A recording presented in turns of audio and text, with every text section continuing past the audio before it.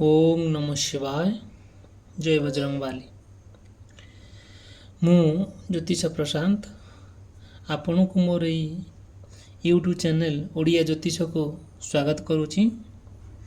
चलतु देखा आज आपणकर कौन सब जीवन समस्या रोचे से समाधान जिते आपणकर जीवन समस्या रोचे से जीवन समस्या केमिति दूरीभूत हम आपन जो समस्या रोचे पारिवारिक समस्या हो कि घर बारी समस्या हो कि माली मकदमा समस्या हो कि कौन सी प्रोब्लेम आपन कौन समस्या फसी जाइछन्ति कौन सी थाना फांडी हो माली मकदमा हो कोर्ट कचेरी हो ये सब जो समस्या आपन जीवन में लगी रही कि स्वास्थ्यगत समस्या हो मेडिकल दीर्घ दिन है आपन सफर होती कौन रोग वैराग्य आपन से हरास हो गले रोग वैराग्य आपणकर देहरु आप शरीर छाड़ी जाऊना आ निश्चिंत भाव में आपन को ये वीडियो माध्यम निश्चिंत भाव में आपन हेल्प करी आपणकर केमिति रोग वैराग्य केमिति दूरीभूत हम केमिति माली मकदमार केमिति सुधुरीबे आउ केमिति आपणकर जो पारिवारिक समस्या लगी रही से समस्या केमिति दूरीभूत हम निश्चिंत भाव में आउ आपण को निश्चिंत भाव में आज मुझे बाबद आपन को कहबी। देखो निश्चिंत भाव में मुझे किसी राशि मु कम्प्लीटली आमर जो राशि अच्छी मेष राशि वृष राशि मिथुन राशि कर्कट राशि सिंह राशि कन्या राशि तुला राशि बिछा राशि धनु राशि मकर राशि कुंभ राशि और मीन राशि ये जो 12टी राशि अच्छी आमे माने जानिचे आमर राशि मानकर सब भाग भाग होइछि आमर मेष राशि कर्कट राशि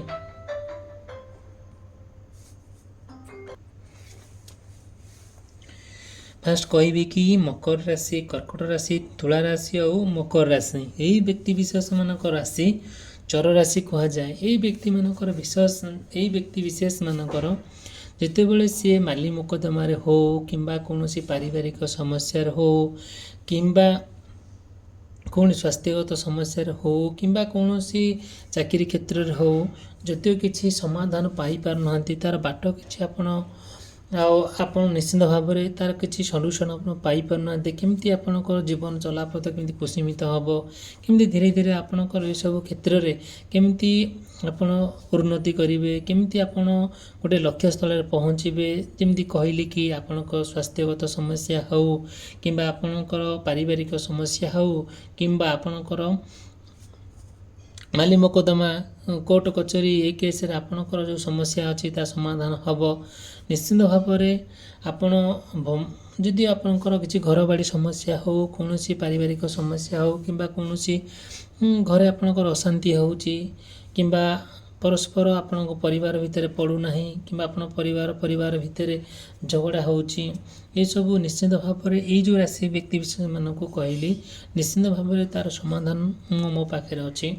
निश्चिंत भाव में मुझे आपण को यथेष्ट मात्रा आपन को देखेबी आउ निश्चिंत भाव में आपणकर समस्या मुझे दूरीभूत करी निश्चिंत मत कंटाक्ट करूँ मु मोर पर्सनाल रीडिंग माध्यम आपन को निश्चिंत बाबद अवगत कराइबी। फास्ट कथा कहबी जदियो ये जो राशि कहली मेष राशि कर्कट राशि तुला राशि मकर राशि यही राशि व्यक्ति विशेष मानकर जदि से चाहूँगी कौन आपण परिवार भितर कौन गोटे भल पाइबा नहीं आउ स्नेह ममता नहीं कि कौन आप चाहूँगी परिवार भितर गोटे एकत्रित रही बट रही पारना के जानी आ जिते बड़े आप रही पारना अनेक अनेक समस्या दे आप गति करुँच फाइनेंशियली हो आर्थिक समस्या हो कि स्वास्थ्यगत समस्या हो धीरे धीरे ये सब जिनस आपण कि कौन आईनगत समस्या हो ये समस्यार निश्चित समस्यार समाधान बाट मुझे देखेबी आपन टिके धैर्य धरतु निश्चित भाव में आप कंटाक्ट करूँ मुझे निश्चित आपन को ए बाबद अवगत कराइबी। फास्ट कहबी जितेबले आपणकर गोटे भल अपरच्युनिटी आसूची गोटे गोल्डन अपरच्युनिटी आपन आसूची से समय से गोल्डन अपरच्युनिटी को आप इम्पोर्टान्स दौरान किंतु से इम्पोर्टान्स किसी आपड़ किसी पाई पारना जितेबले पाई पारना ना ଆପଣ ଧୀରେ ଧୀରେ ନା ଆପଣ ଫ୍ରଷ୍ଟ୍ରେସନ୍ ହେଇଯାଉଛନ୍ତି, ମନରେ ବହୁତ ଆଗ୍ଜାଇଟି ଆସୁଛି, ବହୁତ ଡିପ୍ରେସନ୍ ଲେଭେଲ୍ ପଳାଉଛନ୍ତି, କିଛିଟା କନକ୍ଲୁଜନ୍ ଆପଣ ପାଇପାରୁନାହାନ୍ତି। ଆପଣଙ୍କ ପରିବାରର ହେଉ କିମ୍ବା ସ୍ୱାସ୍ଥ୍ୟଗତ ସମସ୍ୟା ହେଉ କିମ୍ବା ଆଇନଗତ ସମସ୍ୟା ହେଉ କିମ୍ବା ଆପଣଙ୍କ କ୍ୟାରିୟର ସମସ୍ୟା ହେଉ, ନିଶ୍ଚିନ୍ତ ଭାବରେ ଯେତେବେଳେ ସମସ୍ୟାଟା ଆପଣଙ୍କର ଦେଖା ଦେଉଛି, ମୁଁ ଆପଣଙ୍କୁ ନିଶ୍ଚିନ୍ତ ଭାବରେ ହେଲ୍ପ କରିବି। ଆଉ ଆପଣ ମୋର ପର୍ସନାଲ ରିଡ଼ିଂ ମାଧ୍ୟମରେ ମୁଁ ନିଶ୍ଚିନ୍ତ କଣ୍ଟାକ୍ଟ କରନ୍ତୁ। ଫାଷ୍ଟ କହିବି କି ଆପଣ ଟିକିଏ ଭଗବାନଙ୍କୁ ଟିକେ ଡାକନ୍ତୁ, ପ୍ରଭୁ ଈଶ୍ୱରଙ୍କୁ ଟିକେ ଡାକନ୍ତୁ, ପ୍ରଭୁ ହନୁମାନଙ୍କୁ ଟିକେ ଡାକନ୍ତୁ,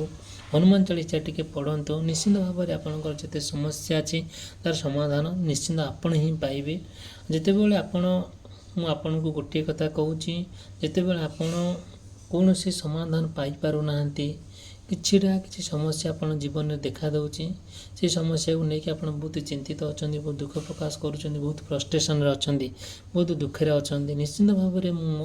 ମୋର ପର୍ସନାଲ ରିଡ଼ିଂ ମାଧ୍ୟମରେ ଆପଣଙ୍କୁ ହେଲ୍ପ କରିବି। ଚାଲନ୍ତୁ ଦେଖିବା, ଯଦିଓ ଆପଣଙ୍କର କିମ୍ବା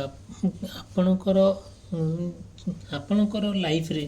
ଏଇ ଯେଉଁ ମୁଁ କହୁଛି, ଆପଣ ଯେତେବେଳେ ଗୋଟେ ଯେହେତୁ ସମାଜରେ ଚଳୁଛନ୍ତି, ଆମର ସମାଜରେ ଆମର କମ୍ପ୍ଲିଟଲି ଆମ ସୋସାଇଟି, ଗ୍ରହ ନକ୍ଷତ୍ରକୁ ଗଣନା କରି ଭଗବାନଙ୍କୁ ଆଧାର କରି ଆମ ଦୁନିଆ ଚାଲିଛି। ନିଶ୍ଚିନ୍ତ ଭାବରେ ମୁଁ କହୁଛି, ଯଦିଓ ଆପଣଙ୍କର ଯଦିଓ ବୃଷ ରାଶି, ସିଂହ ରାଶି, ବିଛା ରାଶି, କୁମ୍ଭ ରାଶି ହେଇଥାଏ, ନିଶ୍ଚିନ୍ତ ଭାବରେ ଏଇ ରାଶି ସ୍ଥିର ରାଶି ଆମେ କହିବା। ଏଇ ରାଶି ବ୍ୟକ୍ତିବିଶେଷମାନଙ୍କର ଯଦିଓ କିଛିଟା ସମସ୍ୟା ଲାଗି ରହିଥାଏ, ଯଥା ପାରିବାରିକ ସମସ୍ୟା, ଆଉ ମାଲି ମକଦ୍ଦମା, ଥାନା ଫାଣ୍ଡି କୋର୍ଟ କଚେରୀ ସମସ୍ୟା, ସ୍ୱାସ୍ଥ୍ୟଗତ ସମସ୍ୟା ଓ ରୋଜଗାର ସମସ୍ୟା, ଆପଣଙ୍କ ଫାଇନାନ୍ସିଆଲି ଯେତେବେଳେ ଆମ ଅର୍ଥନୀତି କ୍ଷେତ୍ରରେ ଆର୍ଥିକ ଅବସ୍ଥା ଯଦି ଭଲ ନାହିଁ, ସ୍ୱଚ୍ଛଳ ନାହିଁ, କେମିତି ଆପଣ ବେପାର ବାଣିଜ୍ୟରେ ଉନ୍ନତି କରିବେ, ଆଉ କେମିତି ଆପଣ ଯେଉଁଟାକି ଆମେ କହିବା କି ସ୍ୱାସ୍ଥ୍ୟଗତ ସମସ୍ୟା ହେଉ କିମ୍ବା ଆଇନଗତ ସମସ୍ୟା ହେଉ କିମ୍ବା ଆର୍ଥିକ ସମସ୍ୟା ହେଉ କିମ୍ବା ଆପଣଙ୍କ କ୍ୟାରିୟର ସମସ୍ୟା ହେଉ, ଏଇ ନିଶ୍ଚିନ୍ତ ଭାବରେ ଆପଣଙ୍କୁ ଏଇ କ୍ଷେତ୍ରରେ ଯେତେବେଳେ ଆପଣଙ୍କର ଇମ୍ପ୍ରୁଭ୍ ହୋଇପାରୁନାହିଁ, ଆପଣଙ୍କର ସେଠି ସପୋର୍ଟ ମିଳୁନାହିଁ, ଆପଣ ଡିସାଇଡ଼୍ କରନ୍ତୁ କ'ଣ କରିବେ କ'ଣ ନ କରିବେ। କୌଣସି କନକ୍ଲୁଜନରେ ପହଞ୍ଚି ପାରୁନାହାନ୍ତି, କୌଣସି ଫାଇନାଲ୍ ଷ୍ଟେଜ୍ରେ ଆପଣ ପହଞ୍ଚି ପାରୁନାହାନ୍ତି, ସବୁବେଳେ ଦୁଧ ପାଞ୍ଚିଆ ହେଉଛନ୍ତି, ପାରାଆଡ଼ୁ ସତର୍କଟା ହେଉଛନ୍ତି। ଆପଣଙ୍କର ସେଇ ଯେତେବେଳେ ପାରାଆଡ଼ୁ ସତର୍କଟା ହେଉଛନ୍ତି, ଆପଣଙ୍କର ଯେମିତିକି କହିଲି, ଆପଣଙ୍କ ପରିବାରର ସମସ୍ୟାଟା ଦୂରୀଭୂତ ହେଉନାହିଁ, ଆପଣଙ୍କ ଲାଇଫରେ ଯେତେ ସବୁ ମାଲିକ ମକଦ୍ଦମା ଚାଲିଛି ତାହା କିଛି ଆପଣ ଫଳପ୍ରଦ ପାଇପାରୁନାହାନ୍ତି। ନିଶ୍ଚିନ୍ତ ଭାବରେ ସେତେବେଳେ ଆପଣ ଫଳପ୍ରଦ କିଛି ହେଉନାହିଁ, କିଛି ଆପଣ ଲାଭ ପାଉନାହାନ୍ତି, ସବୁବେଳେ ଆପଣ କ'ଣ ଡିପ୍ରେସନ୍ ଲେଭେଲକୁ ପଳାଉଛନ୍ତି, ଆପଣ ମନରେ ବହୁତ ଆଙ୍ଜାଇଟି, ଦୁଃଖ, କଷ୍ଟ, ଯନ୍ତ୍ରଣାରେ ଆପଣ ଅତିବାହିତ କରୁଛନ୍ତି। ସେହି ସମୟରେ ନିଶ୍ଚିନ୍ତ ଭାବରେ ମୁଁ ଆପଣଙ୍କୁ ଗୋଟିଏ କଥା କହିବି, ଯଦି ବି ଆପଣଙ୍କର ଲାଇଫରେ କିଛି ନା କିଛି ସମସ୍ୟା ଆସୁଛି, ଯଦି କିଛି ଆପଣ ସେ ସମସ୍ୟାର ସମାଧାନ କରିପାରୁନାହାନ୍ତି, କୌଣସି କନକ୍ଲୁଜନ୍ ପଏଣ୍ଟରେ ପହଞ୍ଚି ପାରୁନାହାନ୍ତି, ମୁଁ ନିଶ୍ଚିନ୍ତ ଭାବରେ ଆପଣଙ୍କୁ ହେଲ୍ପ କରିବି ମୋର ଏଇ ଟାରୋ କାର୍ଡ଼ ରିଡ଼ିଂ ମାଧ୍ୟମରେ। ଜଷ୍ଟ ଆପଣ ଯେତେବେଳେ ଆପଣ ଚାହୁଁଛନ୍ତି ଗୋଟେ ଇଣ୍ଡିପେଣ୍ଡେଣ୍ଟ ହେବା ପାଇଁ, ଆପଣ ଗୋଟେ ଇଣ୍ଡିପେଣ୍ଡେଣ୍ଟ ଯେତେବେଳେ ଚାହୁଁଛନ୍ତି ହେବା ପାଇଁ, ଆପଣ ପରିବାର ହୁଅନ୍ତୁ, ଆପଣ ହୁଅନ୍ତୁ ନିଜେ, କିନ୍ତୁ ଆପଣଙ୍କୁ ସେଠି ଇଣ୍ଡିପେଣ୍ଡେଣ୍ଟ ହେବାକୁ କେହି ଦେଉନାହାନ୍ତି। ସମସ୍ତେ କ'ଣ କରୁଛନ୍ତି, ଆପଣ ଆମର ପଛରୁ ଟାଣୁଛନ୍ତି। ଯେମିତି ଆମେ ଜାଣିଛେ, ଆମର ଯେମିତି ଲାଇକ୍ କଙ୍କଡ଼ା ଆମେ ଜାଣିଛେ, ଆଉ ଯେମିତି ଗୋଟେ କଙ୍କଡ଼ା ଗଲା ପରେ ଆଉ ଜଣେ ତା ଗୋଡ଼କୁ ଟାଣି ଧରେ, ଏକ୍ଜାକ୍ଟଲି ଆମ ସୋସାଇଟିରେ ସେମିତି ଘଟୁଛି, ଆମ ପରିବାରରେ ସେମିତି ଘଟୁଛି। ଏଇ ଯେଉଁ ଘଟଣା ଯେତେବେଳେ ଘଟୁଛି, ଆପଣ ଯେତେବେଳେ ସବୁ କଥାକୁ ମାର୍କ କରୁଛନ୍ତି, ଇଣ୍ଡିକେଟ୍ କରୁଛନ୍ତି, ଆପଣଙ୍କୁ କିଛି ଭଲ ଲାଗୁନାହିଁ। ଯେତେବେଳେ ଆପଣ ଗୋଟେ ଭଲ ରୋଜଗାର କରୁଛନ୍ତି, ଆପଣ ଗୋଟେ ଭଲ ଘରେ ରହୁଛନ୍ତି, ଆଉ ଜଣେ ଆପଣଙ୍କ ପରିବାର ସଦସ୍ୟ, ଜଣେ ଭାଇ ହେଉ କିମ୍ବା ଭଉଣୀ ହେଉ କିମ୍ବା ଅନ୍ୟାନ୍ୟ କିଏ ହେଉ, ସାହି ପଡ଼ିଶା ହୁଅନ୍ତୁ, ଏସବୁ ଦେଖିକି ଆପଣ ସହିପାରୁନାହାନ୍ତି, ଆପଣଙ୍କ ସହିତ ସେ କଳି ଝଗଡ଼ା କରୁଛନ୍ତି, ରାଗ ହିଂସା କରୁଛନ୍ତି, ଆପଣଙ୍କୁ ସେ ଦେଖେଇ ଶିଖେଇ କହୁଛନ୍ତି, ଆଉ ଆପଣଙ୍କ କିଛିଟା ଯେଉଁଟାକି ଆପଣ କ୍ଷତିରେ ପଡ଼ନ୍ତୁ, ଆପଣଙ୍କ ପାଇଁ ସେ ଗାତ ଖୋଳୁଛନ୍ତି। ଏଇସବୁ ସମସ୍ୟା ଆପଣଙ୍କର ଦେଖାଦେଉଛି। ଯେତେବେଳେ ଏଇ ସମସ୍ୟା ଆପଣଙ୍କ ଜୀବନରେ ଦେଖାଦେଉଛି ନା, ସେଇଠି ନିଶ୍ଚିନ୍ତ ଭାବରେ ଆପଣ କୌଣସି ଡିସାଇଡ଼୍ କରିପାରୁନାହାନ୍ତି। ଏ ସ୍ୱାସ୍ଥ୍ୟଗତ ସମସ୍ୟାରେ ଆପଣ ଗତି କରୁଛନ୍ତି। ଦେଖନ୍ତୁ, ମୁଁ ନିଶ୍ଚିନ୍ତ ଭାବରେ ଆପଣଙ୍କୁ କହିବି, ଆପଣ ପ୍ରଭୁ ମା ଦୁର୍ଗାଙ୍କୁ ଟିକେ ଡାକନ୍ତୁ, ମା କାଳୀଙ୍କୁ ଟିକେ ପ୍ରାର୍ଥନା କରନ୍ତୁ, ନିଶ୍ଚିନ୍ତ ଭାବରେ ଏ ସମସ୍ୟା ଆପଣଙ୍କର ଦୂରୀଭୂତ ହେବ।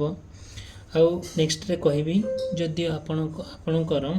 ମିଥୁନ ରାଶି, କନ୍ୟା ରାଶି, ଧନୁ ରାଶି, ମୀନ ରାଶି ହୋଇଥାଏ, ଏ ବ୍ୟକ୍ତି ବିଶେଷମାନଙ୍କୁ ଆମେ କ'ଣ କହିବା ନା ଦାମ୍ଭିକ ରାଶି ବୋଲି ଆମେ କୁହାଯାଏ। ଆମର ଆଷ୍ଟ୍ରୋଲୋଜିରେ ଅଛି, ଆମର ଆଷ୍ଟ୍ରୋଲୋଜିରେ ଅଛି। କିନ୍ତୁ ବଟ୍ ଆପଣ ଟ୍ରାଏ କରନ୍ତୁ କି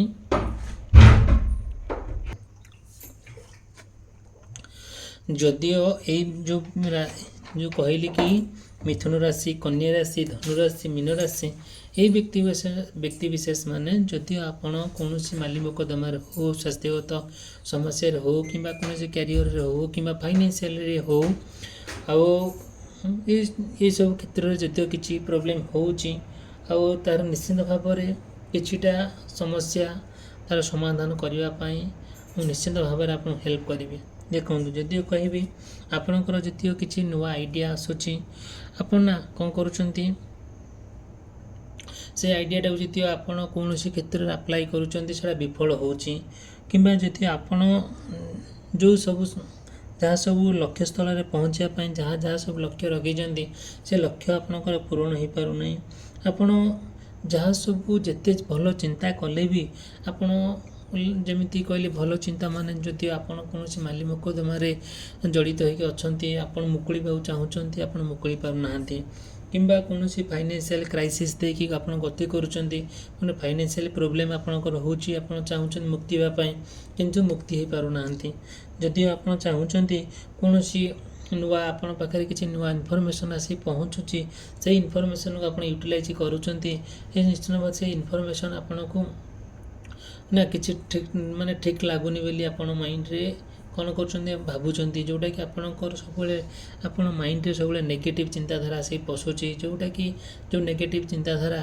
ଆପଣ ସବୁବେଳେ କ'ଣ କରୁଛନ୍ତି ନା ସେଇ କଥାକୁ ଘୁଣି ହେଉଛନ୍ତି। ଆମର କଥାରେ ଅଛି,